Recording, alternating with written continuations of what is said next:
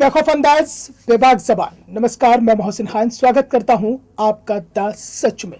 खबर उत्तर प्रदेश की राजधानी लखनऊ से है। खबर इसलिए बड़ी है क्योंकि ईवीएम को लेकर तमाम सवालात उठते रहे हैं। कभी ईवीएम को हैक करने की बात सामने आती है तो कभी ईवीएम में वोटिंग के दौरान गड़बड़ी की बात सामने आती है, लेकिन उत्तर प्रदेश की राजधानी लखनऊ में तो एक नया ही मामला सामने आ गया।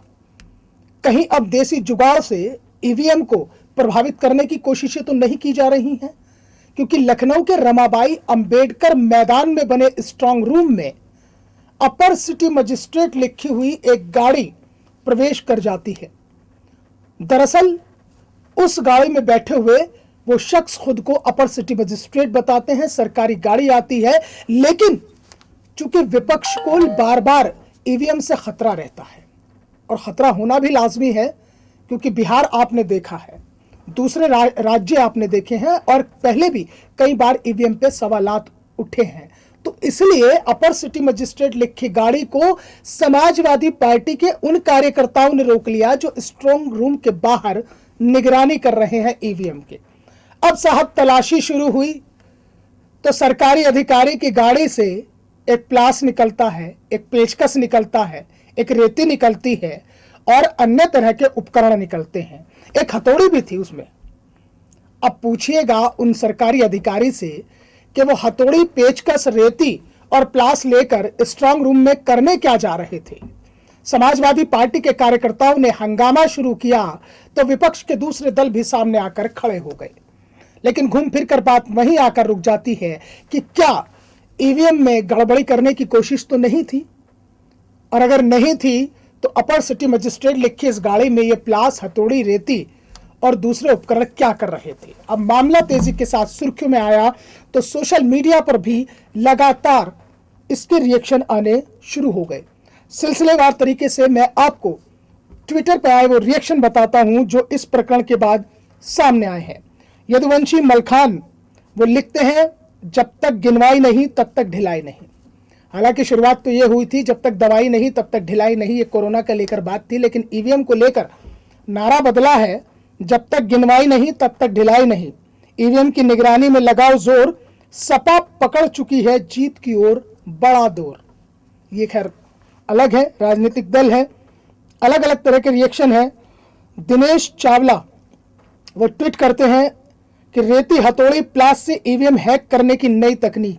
ये उन्होंने एक व्यंग किया है, क्योंकि समाजवादी पार्टी के नेताओं ने हंगामा किया तो ये दूसरी विचारधारा से हैं दिनेश चावला। वो ट्वीट करते हैं कि रेती, हथौड़ी और प्लास से ईवीएम हैक करने की नई तकनीक। ये ईवीएम के शगुफे छोड़ना ये बतलाता है कि आप ये जान चुके हैं कि उत्तर प्रदेश के हिंदुओं ने ईवीएम हैक कर ली है और 10 मार्च को @माई योगी आदित्यनाथ जी की वापसी 100% तय है। वैसे महाशिवरात्रि की बधाई और शुभकामनाएं आपको।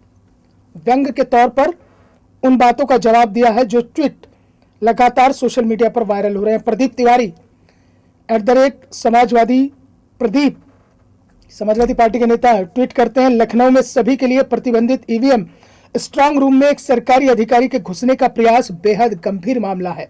सपा गठबंधन के सभी प्रत्याशियों, पदाधिकारियों और कार्यकर्ताओं से अपील है कि वो सभी जगह ईवीएम स्ट्रांग रूम की निगरानी बढ़ा दें। जब तक गिनवाई नहीं तब तक ढिलाई नहीं। इस तरह के तमाम ट्वीट हैं जो समाजवादी पार्टी के मुखिया हैं और पूर्व मुख्यमंत्री हैं, उन्होंने ट्वीट किया है, लखनऊ में सभी के लिए प्रतिबंधित ईवीएम, स्ट्रांग रूम में एक सरकारी अधिकारी के घुसने का प्रयास बेहद गंभीर मामला है। सपा गठबंधन के सभी प्रत्याशियों, पदाधिकारियों और कार्यकर्ताओं से अपील है कि वो सभी जगह ईवीएम स्ट्रांग रूम की निगरानी बढ़ा दें, क्योंकि जब तक गिनवाई नहीं तब तक ढिलाई नहीं। तो ये तमाम ट्वीट हैं जो सोशल मीडिया पर वायरल हो रहे हैं इस प्रकरण के सामने आने के बाद। हाँ, इतना जरूर है कि जहां जहां पर मतदान पूरा हो चुका है वहां पर समाजवादी पार्टी के साथ साथ अन्य दलों के कार्यकर्ताओं भी 24/7 निगरानी कर रहे हैं स्ट्रांग रूम की। उनकी बाकायदा ड्यूटी लगी है और शायद ये उसी निगरानी का नतीजा था कि लखनऊ में रमाबाई अंबेडकर मैदान में बने स्ट्रांग रूम में घुसने का प्रयास कर रहे अपर सिटी मजिस्ट्रेट लिखी गाड़ी को समाजवादी पार्टी के कार्यकर्ताओं ने रोक लिया। सवाल यही है, आखिरकार गाड़ी में, एक सरकारी अधिकारी की गाड़ी में ये हथौड़ी, प्लास, रेती और ये तमाम तरह के उपकरण आखिर क्या कर रहे थे। फिलहाल मेरे साथ इस चर्चा में इतना ही। आप द सच की इस वीडियो को लाइक करना, सब्सक्राइब करना मत भूलिएगा, बेल आइकन जरूर दबाइए। आपसे फिर मुलाकात होगी एक नए मुद्दे के साथ, तब तक के लिए दीजिए इजाजत। नमस्कार।